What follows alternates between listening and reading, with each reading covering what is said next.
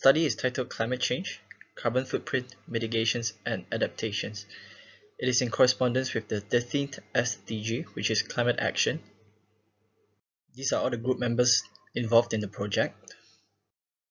This paper actually discusses actions taken to combat climate change in Malaysia, and also the leading factors resulting in an increasing severity of climate change in Malaysia. And it also actually focuses on the carbon footprint generated by the energy sector as well as the public. Also suggests pivotal actions, both small and big, to tackle climate change in Malaysia and to push for a low carbon lifestyle by the government and also the public. Climate change was defined by the National Geographic Society to be a change in temperature and typical weather patterns in a place whereby the change may lead to unpredictable weather patterns. In Malaysia alone, the energy consumption and also carbon emissions have been shown to increase substantially over the years. The specific numbers and also statistics are all shown here. These evidence actually suggests that the threat of climate change has been amplified in recent years. The occurrences of floods, the increment of surface temperatures, and other occurrences are all emblematic of the severity of the situation. It is important to note that the effort to curb climate change should be a collaborative one between the public and also government bodies and policymakers. Now we will move into looking at the literature review. It was discovered that climate change as a result of GHG emissions has an impact on the real estate sector, the agricultural sector, and also the railway infrastructure of the country. As climate change causes an unpredictability in weather patterns, this causes a rise in utility and property life cycle costs, which will then adversely impact the real estate sector. Climate change also affects rice production and subsequently causes other issues such as unfeasible cultivation of crops, issues in food security, and also the profitability of farming. The railway infrastructure also stands to be affected due to the compromisation of the integrity of railway structure, which caused a heightened cost of construction due to the increased need for countermeasures. Through our review, we have also discovered that there are deficiencies within the government policies on environmental strategies and climate change. Firstly, we'll look into the Construction Industry Master Plan, which actually skipped an opportunity to improve energy efficiency. Moving on, we'll look into the Uniform Building Bylaws of 1984, which does not actually enforce any criteria for energy efficiency, which fails to conserve electricity and boost thermal quality and also ensure minimum levels of energy consumption or output. And moving on, we'll look into the Malaysian Voluntary Uniform Code of Practice on Energy Conservation and the Use of Green Energy for Non-Residential Buildings, which only includes construction requirements for new non-residential buildings and excludes broad types of existing residential buildings. It was discovered that a high percentage of Malaysians are actually aware of climate change. However, they do lack the understanding of consequences, which leads to an indifferent attitude of Malaysians towards mitigative measures in their personal lives. It was also discovered that Malaysians tend to only respond to issues that directly affect them. As a result, environmental awareness and environmental behavior were not positively related in a study that we have reviewed. And despite high levels of awareness, a lack of climate change by the public was very evident. Hi, my name is Randy and I'll be presenting the problem statement, inquiry questions, and objective of the study. We found out that climate change continues to beset Malaysia with detrimental implications, invoking concern and the need for intervention. One of the most common indicators of climate change is surface temperature. In relation to this, an analysis of temperature records in Malaysia has shown a warming trend in recent years, which is contributing to the detrimental effects. This research aims to explore the extent of the implication of carbon emissions on the climate change and the subsequent interconnection established between climate change and various phenomena. This research also evaluates the roles of Malaysian citizens, governments, and relevant regulatory bodies, and suggests adaptive and mitigative climate actions in response to the situation at hand. Climate change, as a result of this, poses imminent threat on the agriculture, forestry, biodiversity, water resources, coastal and marine resources, public health, and energy sectors in Malaysia. The ramification of the occurrence of such an event, if allowed to happen, will incur consequential repercussions in various aspects of the daily lives of every Malaysian. Next is our inquiry questions. Our inquiry questions are: what is the significance of reducing carbon emission in combating climate change? What is the effect of climate change in Malaysia? And how aware are the Malaysian citizens on the climate change issue? For our objectives of the study, our objective of study is to study the impact of carbon emission towards climate change, to investigate the effect of climate change towards unusual phenomenon in Malaysia, and to highlight the people's awareness on climate change that has been drastically affecting Malaysia. Thank you. Greetings, my name is Javier Wilson, and today I will be presenting the hypothesis and methodology for my group.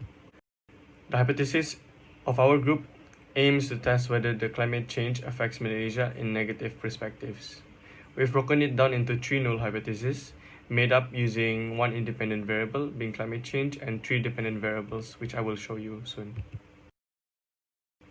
These are our three dependent variables, firstly being rising sea levels, next being heat waves and droughts, and lastly being increase of pest population.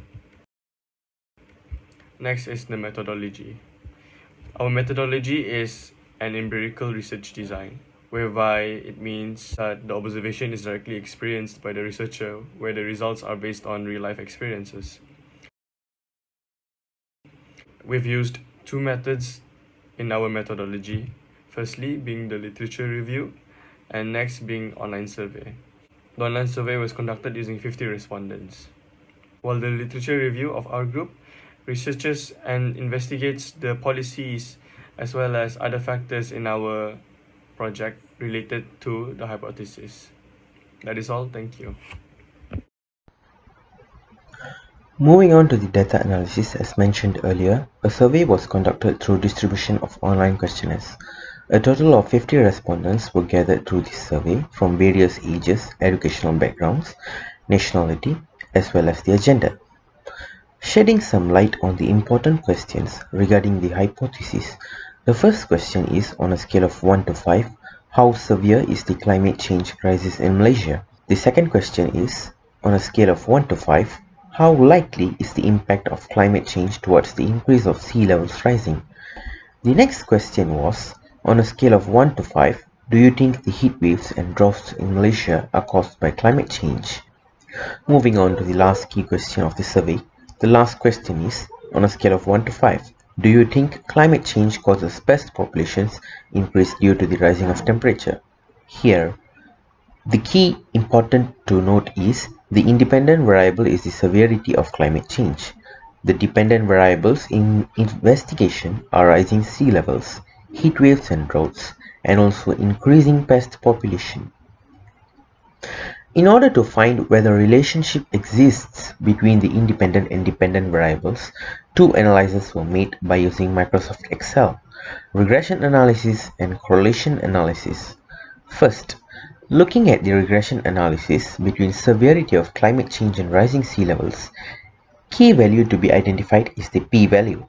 For this set, the p-value is 0.28, which is significantly lower than the confidence interval, which is 0.3. In regression analysis, the null hypothesis is accepted if the p-value is lower than confidence interval. Hence, here it is proven that rising sea levels has a relationship with the severity of climate change.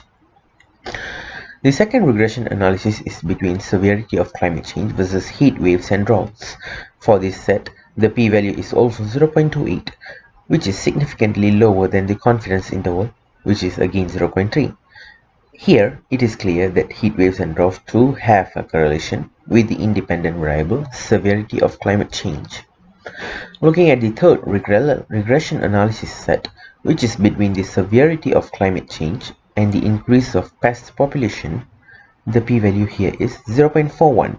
This value is bigger than the confidence interval. A bigger p-value compared to the confidence interval rejects the null hypothesis. So here, the increment in pest population has no real relationship with the severity of climate change. Next, correlation analysis is also done to check the validity of regression analysis.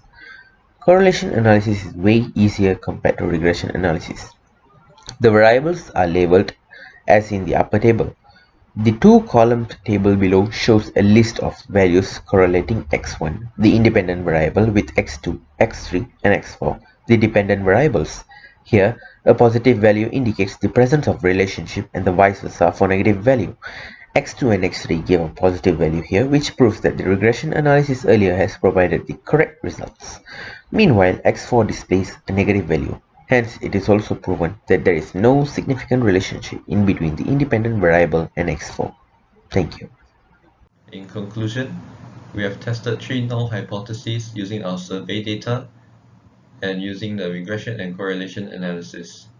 From the literature review, we can conclude that climate change does have an impact in Malaysia and that there is a lack of effort from citizens and government in mitigatory measures, and there is a lack of awareness among citizens.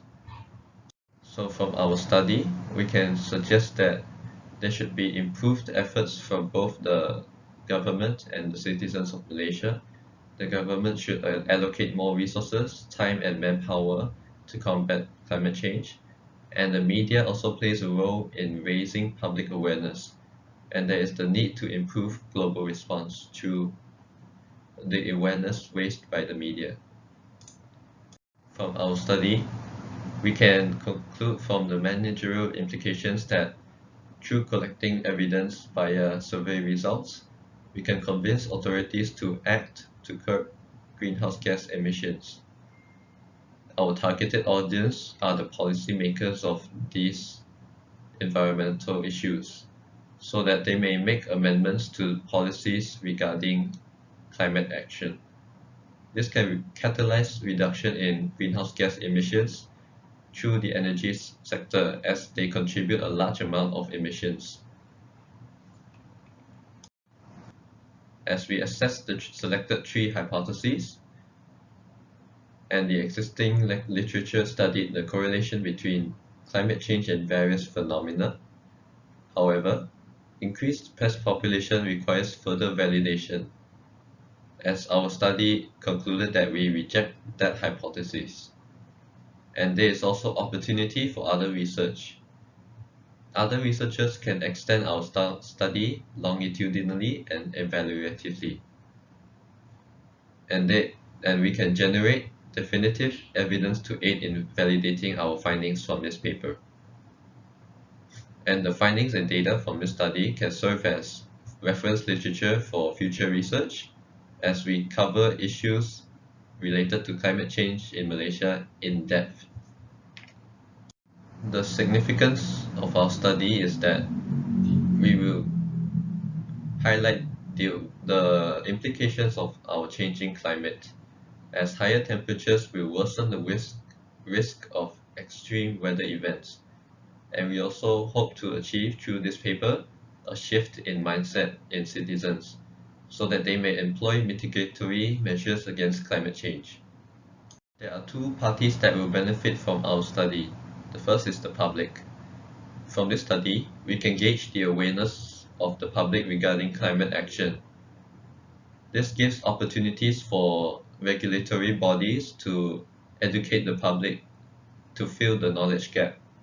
This knowledge allows the public to practice a low-carbon lifestyle. Through this study, we also hope to benefit the government.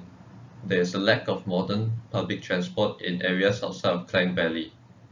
Through this study, we hope to magnify the public's demand for public transport, as this is a long-term aim to replace private transport to reduce emissions in the long term.